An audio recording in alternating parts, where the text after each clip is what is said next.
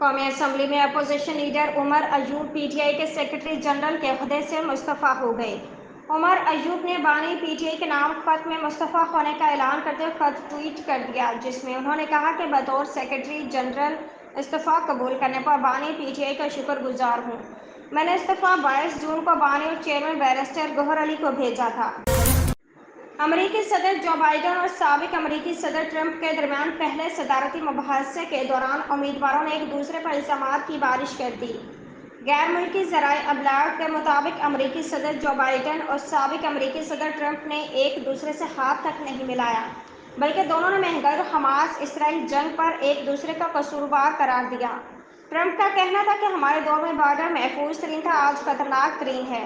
امریکہ میں اس وقت کوئی سرحد نہیں، کرمنلز شہریوں کو قتل کر رہے ہیں۔ اسلام آباد پاکستان الیکشن سے متعلق امریکی قرارداد کے مقابلے میں قرارداد لانے کا اعلان کر دیا۔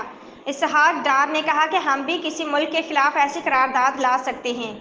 تفصیلات کے مطابق وزیر خارجہ اسحاق ڈار نے قومی اسمبلی میں اظہار خیال کرتے ہوئے امریکی قرارداد کے حوالے سے کہا کہ امریکی ایوان نمائندگان کی قرارداد پر دفتر خارجہ نے موت سے جواب دیا۔